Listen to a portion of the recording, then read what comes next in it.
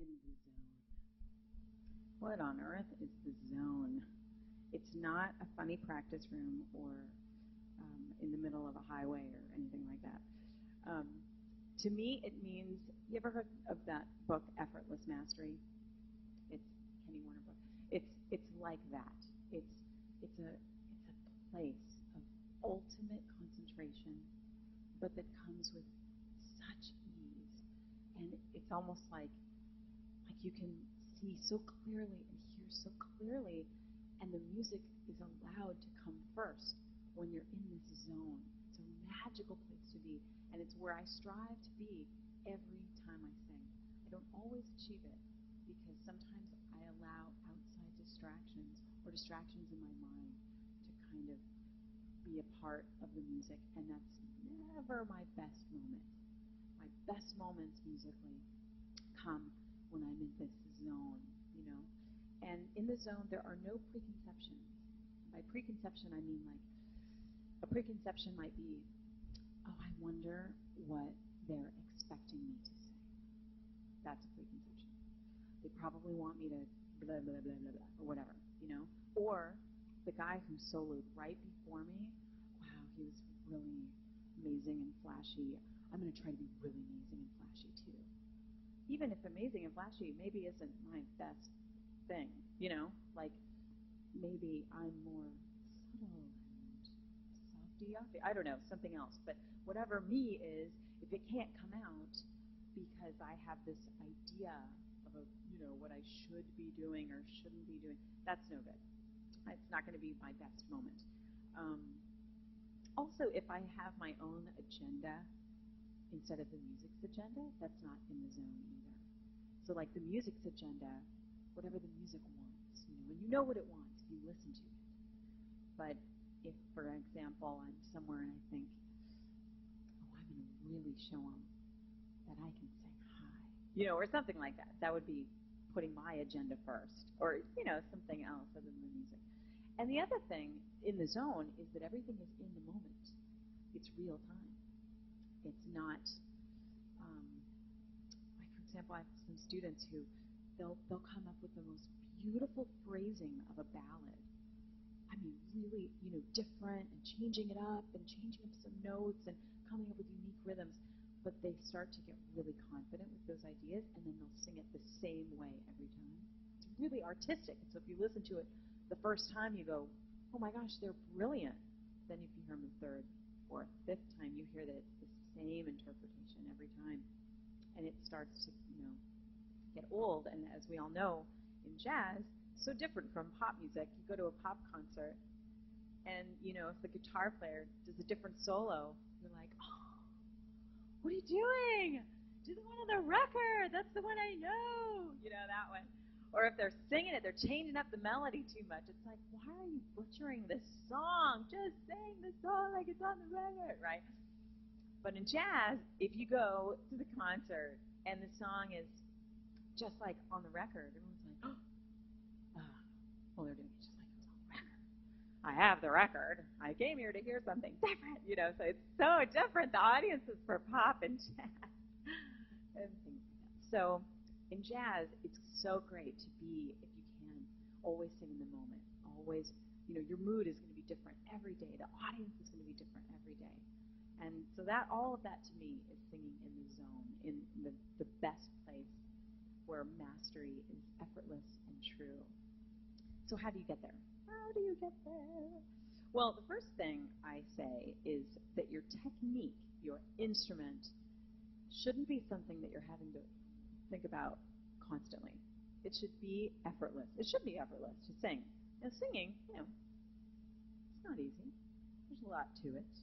The support, and the voice, and all that stuff.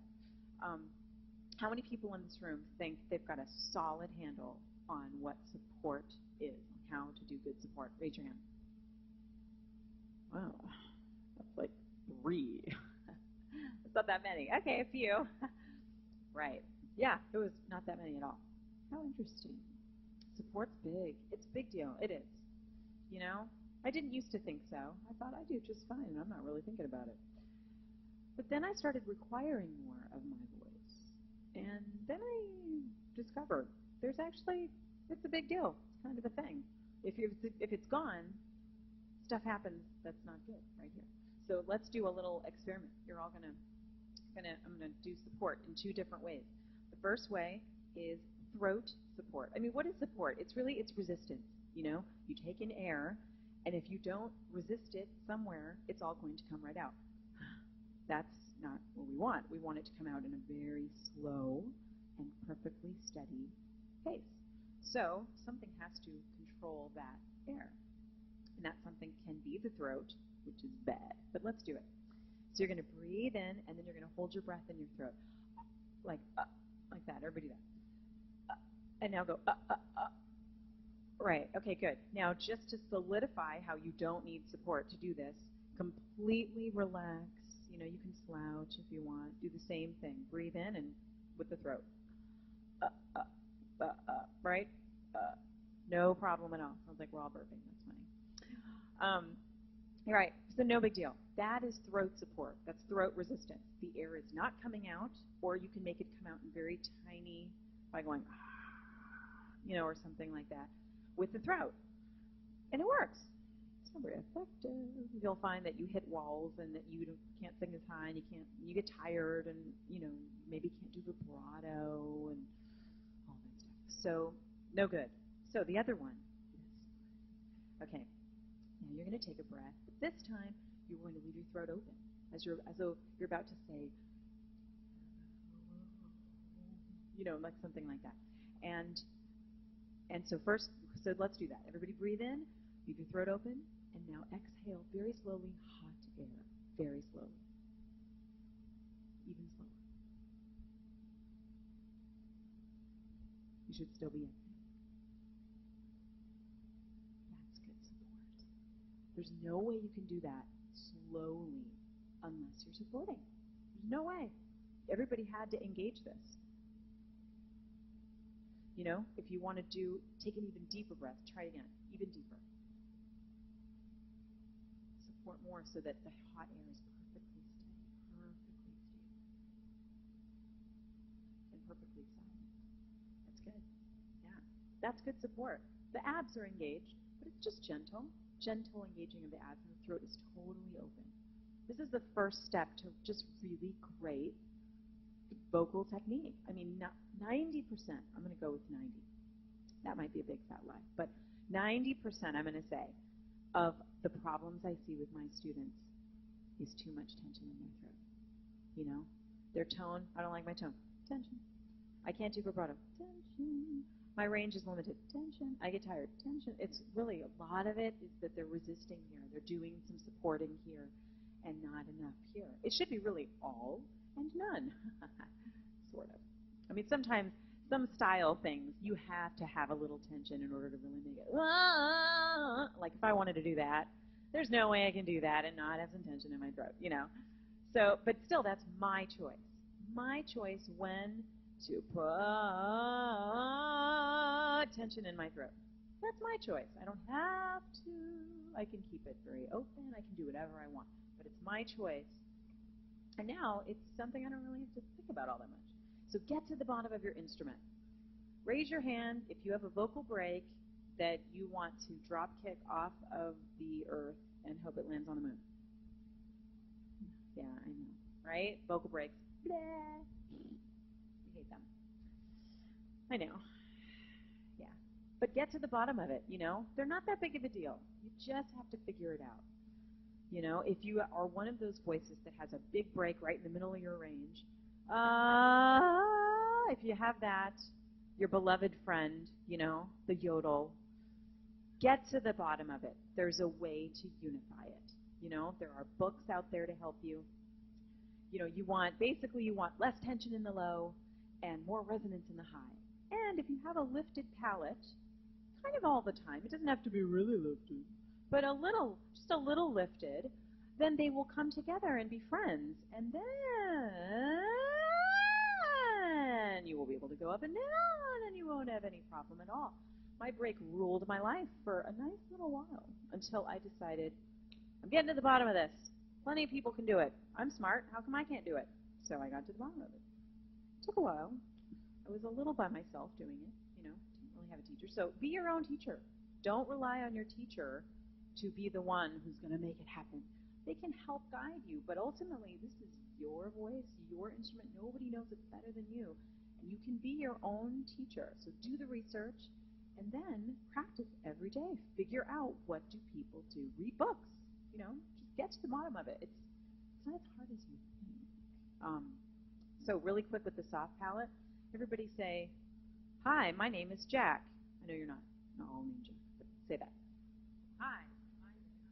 Okay, right. So probably everybody in here has their soft palate, which is, the roof of your mouth back. It's flat when you say that. Do it again. Hi, my name is Jack. Good. Now I want you to pop your ears like you would on an airplane. Right? Don't everybody yawn all at once. Right? Okay. When you do that, your soft palate goes up. So now do that and say the same line. Wow. Right? I know. Change the tone. It'll probably change intonation a little bit, but it also warms the sound. Now that's the most severe, is, hi, my name is Jack. That's the most severe. But there are plenty of, degrees within that. So, hi, my name is Jack. That's my soft palate, completely flat. Completely flat. It's a little nasally and sounds very flat. I used to talk this way. My voice is kind of naturally very low, and that was my speaking voice. And then my ear, nose, throat specialist saw that I was getting a little vocal fry after a day of teaching because my voice was so low. And he said, you need to talk fourth higher. That's terrible. You're going to lose your voice. So I figured out that if I raised my soft palate a little bit, it raised the pitch, and it saved my chords. I don't even feel it in my vocal cords anymore. And it still sounds like me. I don't have to talk up here. It wasn't like this huge Mickey Mouse shift that I had to do. But it definitely helped. So keep in mind, singers, you can save your voice if you talk a little higher, and raising your palate will help you do that. Good. So technique, get it under control. That's the first step to effortless singing in the zone. The other thing that is really good is having a good vocabulary of style. So let's all do a little vibrato fun. Everybody sing with vibrato. Go, la, do vibrato. La. Good. Most of you can probably do vibrato just fine. Now try and speed it up. Try do a la, like faster. Could you do it? Can you go faster? Some of you probably can. If you can't, this needs to wiggle more. Wiggle, wiggle, wiggle, wiggle, and fast air. Ah, I can vary the speed, right? Ah, right. Yeah. And if you're not quite in touch with your vibrato place, try to do a fourth. Ah.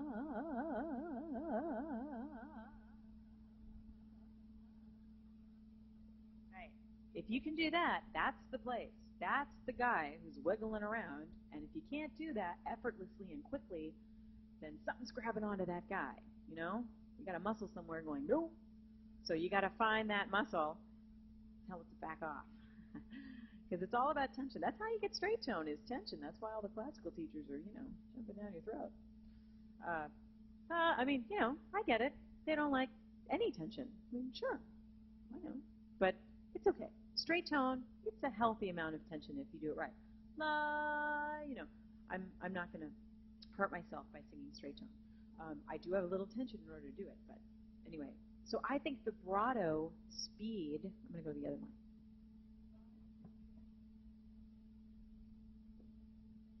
Vibrato speed and width can enhance your story considerably.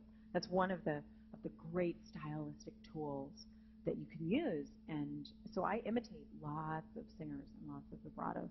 And so, if I'm doing a swing tune, I don't know. It's you or no one for me. I'm sure of this each time we kiss. How was my vibrato? Was it fast, slow? It was pretty fast, yeah. Now and forever and when forever. forever's done, I'll find. You can do it right before you go on. La, la, do, da. And it can be very energetic if it's fast. If it's too slow and I'm trying to swing and keep energy, it's you or no one for me. Like it's a kind of a weird thing, right? It slows me down a little bit. I'm walking through molasses. I'm sure of this each time we kiss. Isn't that weird? It's like it's not quite right. And it's just, I made it a little wider and it made it slower. And so I need the fast one for that. But if I'm doing, you know, oh, I don't know. I could have told you she'd hurt you. The slow one works pretty well. If I do the fast one there, she'd love you a while and desert you. If I sing through it, it's not quite as sad. But you were in love. I'm not that really sad. You know, it's a little fast. So if you've got a naturally fast vibrato and you can't slow it down, something you can do that people like Shirley Horn and who else does this? Oh, so many people do this. It's so great. Frank Sinatra did it a little bit. Is you can close your vowels when you do vibrato. Like, I could have told you. I just stuck it in the back of my throat. I didn't sing through it. She'd hurt you. It's fast, but it's not you know. So stuff like that, really cool stylistic stuff, you know, that I just learned from transcribing, and it's really, really fun. So everybody try to now slow your vibrato down. Go, ah.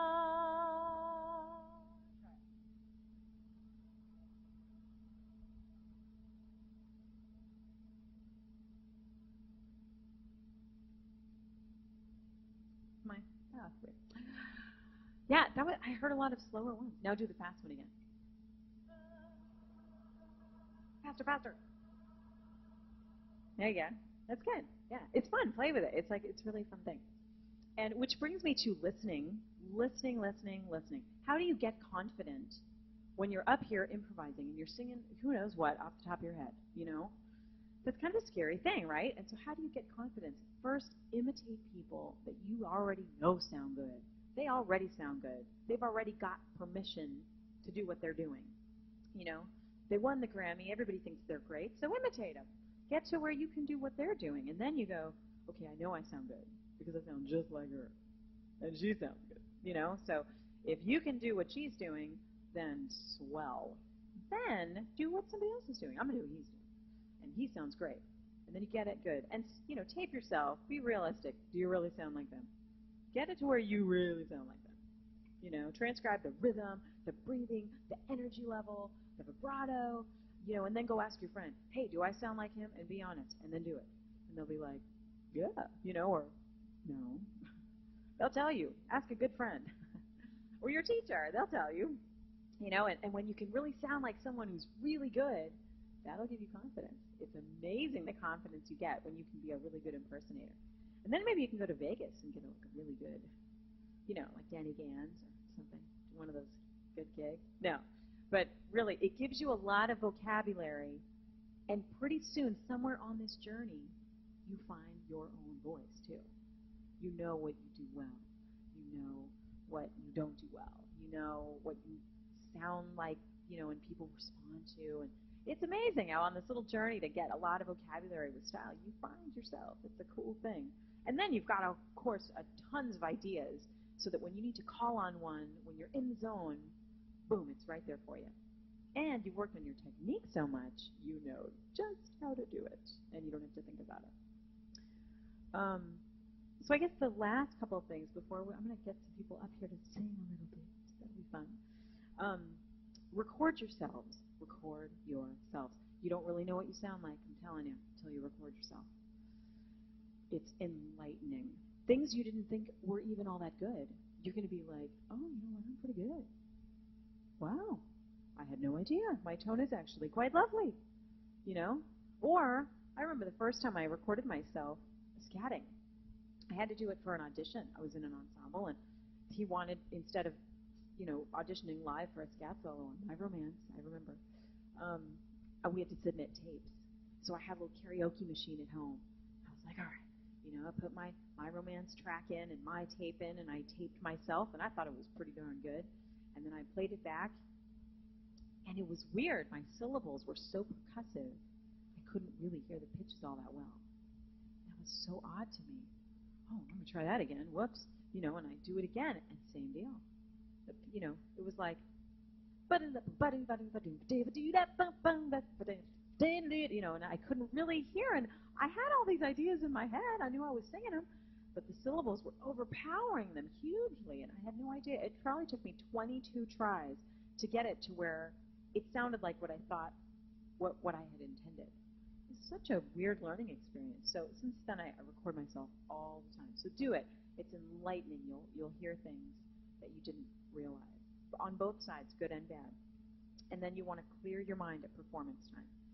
Clear your mind. Put the music first. Make it about the music first, then you. And don't let an audience distract you. As Kurt Elling once said, actually on this stage, he said, the audience is rooting for you. They want you to do well. They made the effort to come in and hear you. So they don't want you to do poorly. They want you to do well. They want a good show. And so know that. Know that they're like listening with positive and forgiving ears. And then you'll maybe be less intimidated. And the adrenaline will be like a good energetic thing. So before we get somebody up, does anybody have any any questions about jazz singing or schools or your voice or me or anything at all like that before we get up to sing? Am I missing? Yes.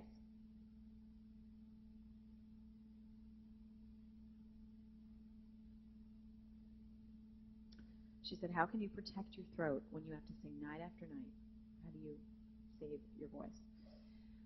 I guess a couple of things.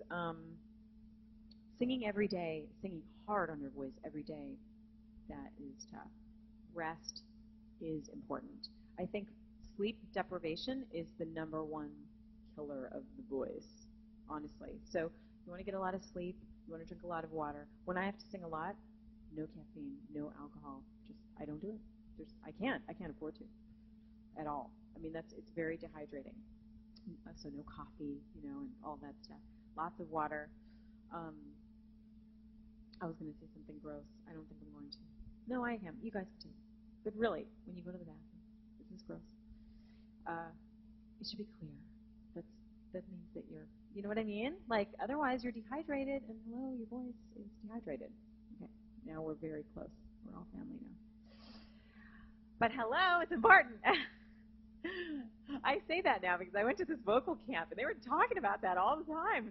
200 people, so I'm like, all right, I'll talk about it too. We all need to be clear, everyone. Why not be family? I know that's gross. Sorry. All right, forget I said that. But that's important, and I think the other thing is, if your technique, just get it as tension-free as possible. You can get edgy, resonant sounds without doing it here, by focusing it up front, by putting it in the mask, by aiming at a certain place so that it's really clear and you're not having to push on your voice. Maximize the resonance with the least amount of effort. There's a type of singing that's actually probably a lot of you are familiar with, called speech level singing, that is taught in California a lot, because Seth Riggs developed it, and he's from California. Speech level singing, that's the whole name of the game of that technique, is how to get maximum resonance without, like, belting sounds without actually yelling. How to save your voice with speech level singing. I like it. I teach at that camp sometimes, and I teach jazz classes, and I go and I sit in on all the technique classes, and it's been amazing what he can do. And these people are just getting these huge sounds, and they're just clear as a bell, not even the remotely, not tired at all afterward, after singing very taxing stuff. So just do a little bit of research technique, make sure you're really efficient, and then just be kind to your voice, speak higher, all that sort of thing. Cough, don't clear your throat. Yeah, any other questions?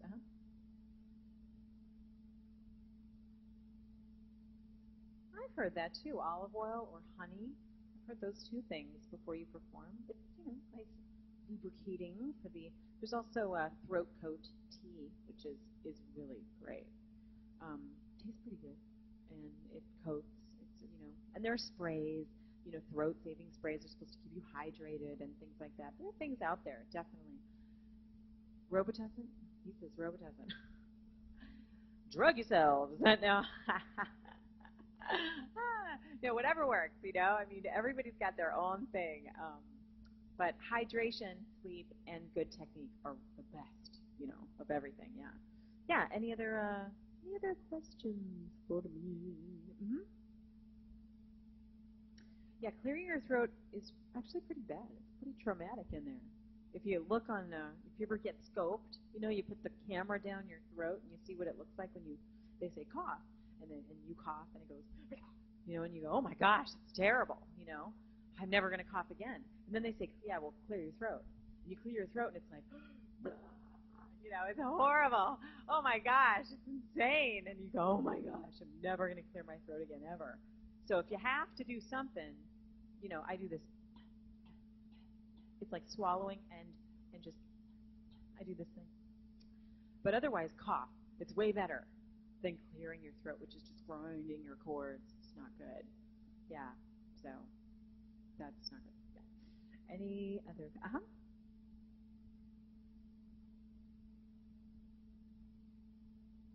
Ooh, good question.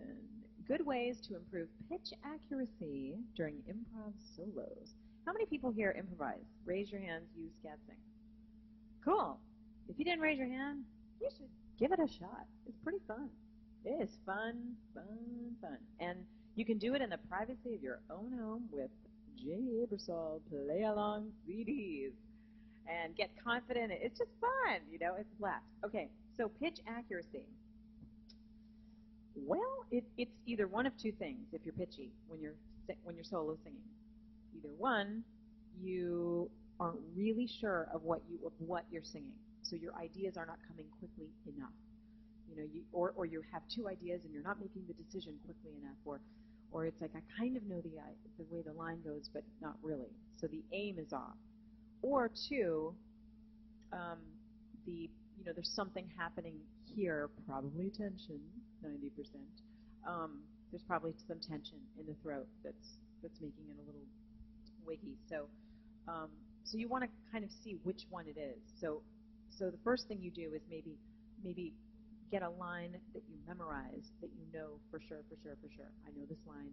It's maybe a vocalese, or you memorize a scat line that you made up, and then you sing that into a tape recorder, and you hear, is it pitchy? And if it's good, then you know, oh, okay. So I don't think of my ideas quickly enough. And that just takes some practice. Doing transcriptions is a really great way to get lines in your head. I've done, these bebop lines that I sing when I'm singing the blues or something.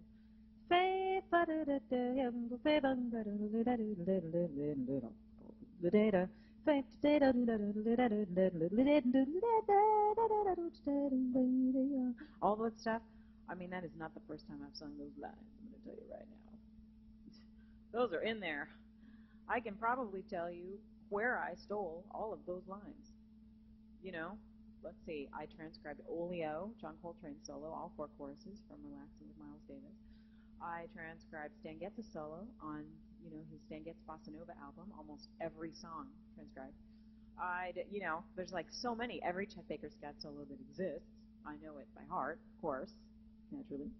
The entire Kind of Blue album, I know by heart, and I can sing it today, right now. I mean, I just have a few that I learned that, are Miles Davis solos that I just know, and they put some vocabulary in my head so that in real time I'm not having to, okay, let me put together brilliance right now on the spot. That's really hard to do, and that's not the way you talk. And scatting is like talking. I mean, I'm not going to be able to create a beautiful poem in French if I don't know any French words. I have to know a few, and the more I know, and the more fancy words I know, then the more effective my poem will be, the more beautiful. the more articulate, the more descriptive it'll be. And so you just need some solid vocabulary, lots of big words, like studying for your SATs. Lots of big words, long lines, phrases, different things. So transcribe, listen, have a vocabulary.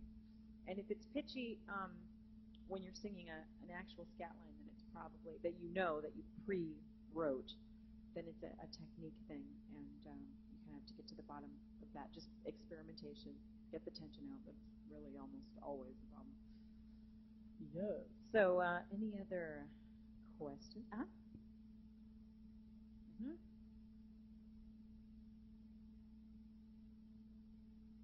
She did. Yeah.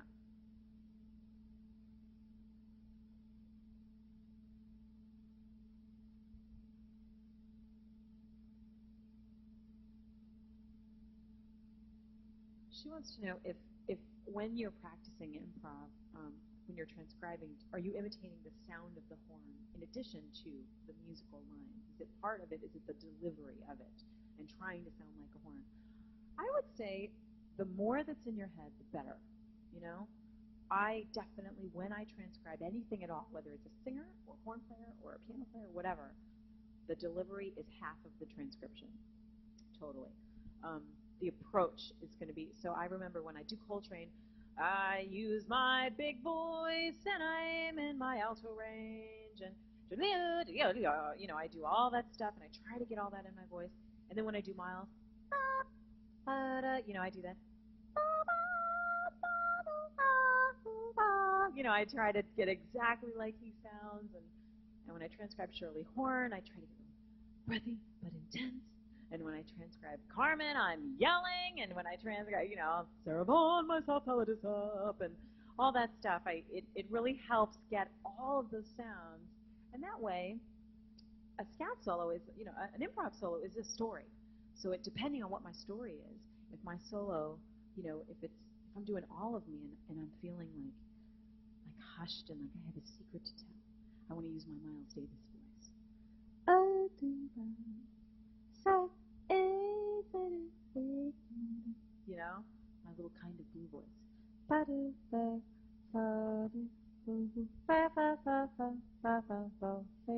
And the Miles Davis timing of being kind of late, and everything has an articulation of its own. That's also a little El Jarreau and just different things. But if I'm feeling sassy that day, I'm going to do something else.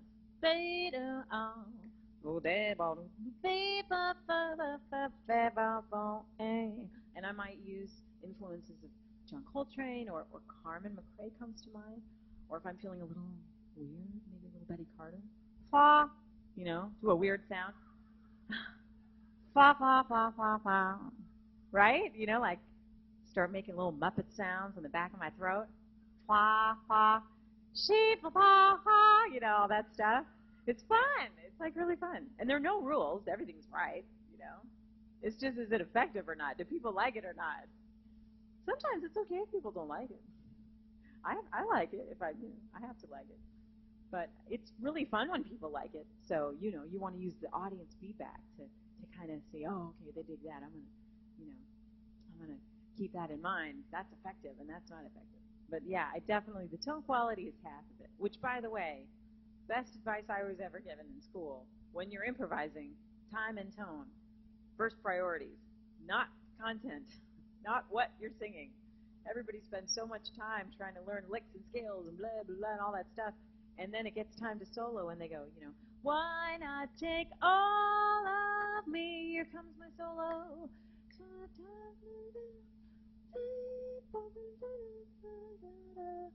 And they're all timid. Nobody wants to hear that. Even if the lines are really great. Ba-da-da-da-da, I'm concentrating hard. Ba-da-da-da-da-da-da-da-da-da-da-da. The head was like magical. And then you get to the solo and you back off and you're not really sure. Just be, sing the French words you know. Don't try to, wait, there was this one French word, if I can just remember it. It was really long, and it was kind of like, da-da-da-da. You don't know that word yet. That's okay. You'll know it before long. It's all right. So just use the, we, c'est la vie. Use the words, What is that? C'est la vie. I don't even, okay, I need to stop in French. I apparently don't know French. I need to see what happens? And it's all insecure, and right? Okay. So I'll go for Spanish words, Hola. I can do that. Mi casa es su casa. Right? I know that if I know what I'm going to say, boy, I can concentrate on my tone and make it a nice, pretty package with a big red bow for everybody to really enjoy, If I'm experimenting in public, I don't know, risky is good, but experimenting, there's a difference. Taking risks and shedding are very different things in public. Shed in private. Take risks in public, but shed in private. You know the difference, right? That's good. Any other questions? Let's get somebody up to sing. Who wants to sing? Are you going to sing? Okay, come on up. Come on up. Is that Jason? Are you Jason? Oh, who's Jason? Jason, you're next. Everybody's calling out your name. There must be a reason, so. All right. Hey, Matt Falker. Everybody, Matt Falker. He's going to play piano. That's good. So, yeah, I can sit here.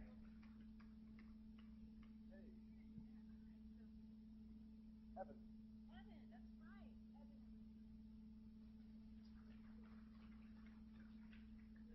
Evan. 23. All right. Okay, Evan, what are you going to sing today? Hopefully it's a song. It's a song Matt knows. Well, think of a tune. Do you know what tune? Is it? Are you singing in French? No. Okay, good. All right. So what do you think? What do you think? Name a song you know. He probably knows it.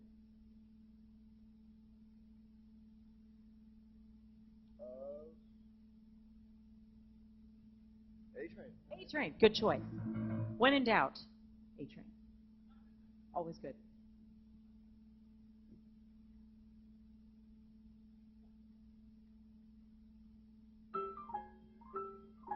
The official A-Train intro.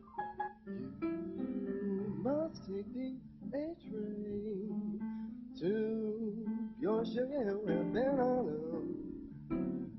If you miss the A-Train, you miss the quickest way to get down. Hurry, get on now, it's coming. Listen till those rails are throbbing. On board, get on the A-Train. You find an autumn. Ba-ba-ba-ba, dum-day. Do-da, do-da, do-da, do-da, do-da, da-da, da-da, da-da, da-da, do-da, do-da, do-da, ba-da, do-da-da-da, do-da, do-da, do-da, do-da, do-da, do-da, dum-day, bum-day, da-da-da-da-da, do-ya-da-da, ba-da-ba-do-do, do-da-da, do-da, do-da-da.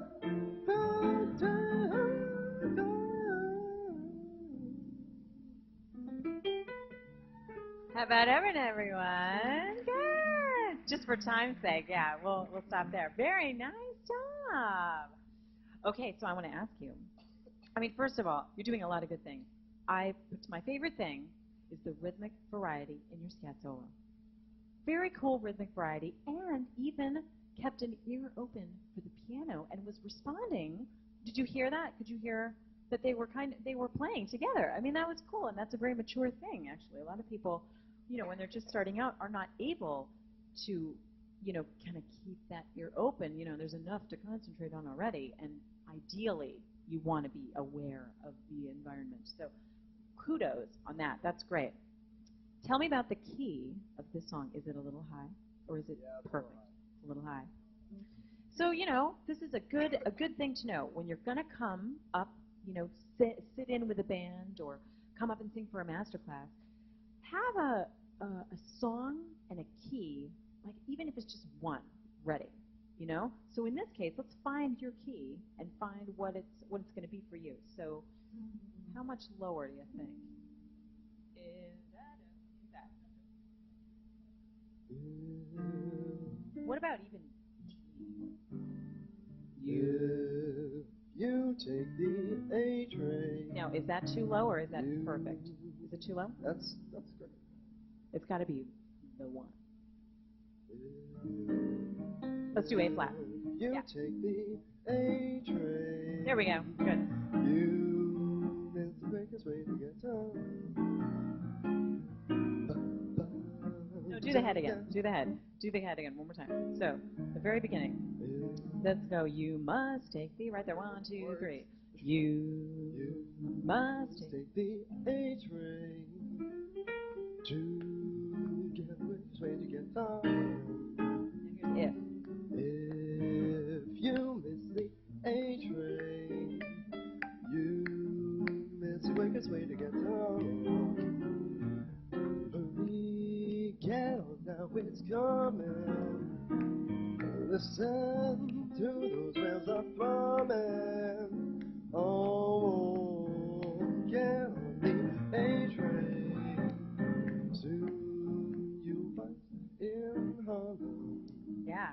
Isn't that a better key?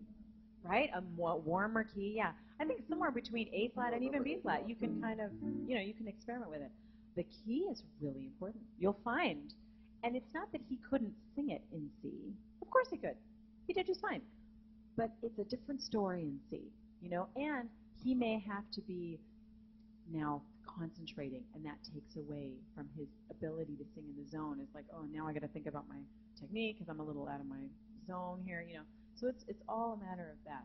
That's good. Very nice job. Thank you for singing that. All right, Jason, come on.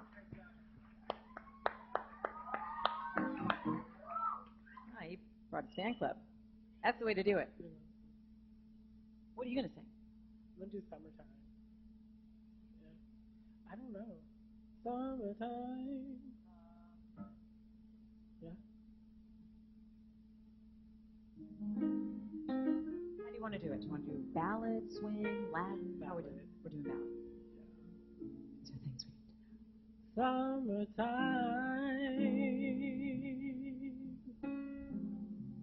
And the living is easy. Fish are jumping, and the cotton is high. Your daddy's and your mama's good looking. So hush, little baby, don't you cry. All right. How about Jason, everyone? Very nice. Okay. So, very nice voice. I thought that was a good key, yes? So, what key is that, Matt? Your key for Summertime, Jason, is F minor. Good to know. Excellent. You know what struck me first is that the visual does not match the audio. Would you agree? Right? The visual is, the word I like to use, apologetic.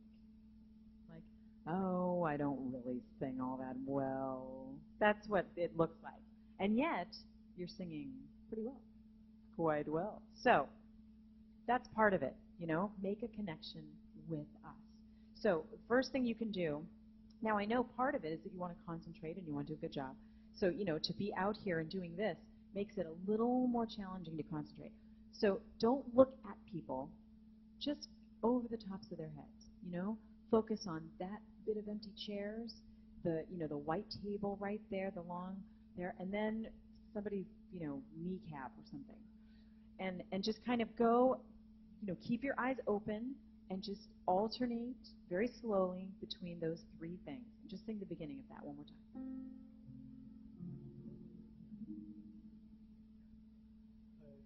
Summertime, and the living is easy. Fish are jumping and the cotton is high. Good. Let's stop there. How is that better? Oh, it's like light years better. So it's so weird. Suddenly, like you're singing better.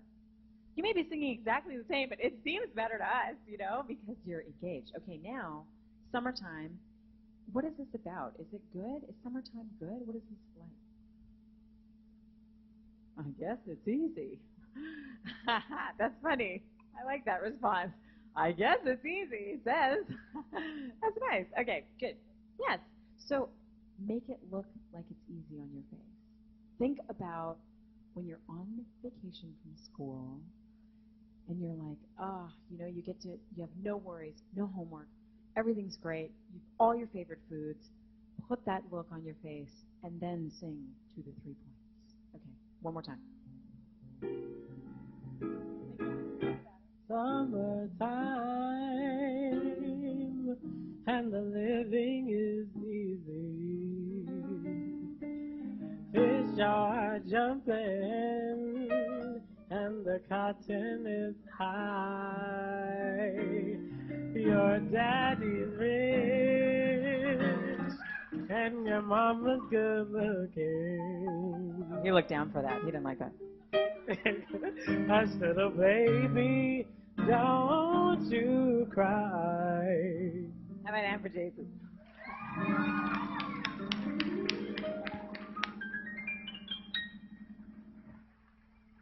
Oh, that's good. Great. Well, unfortunately, I think we're out of time. Thank you, Matt, for playing. Thank you all for coming. It was fun.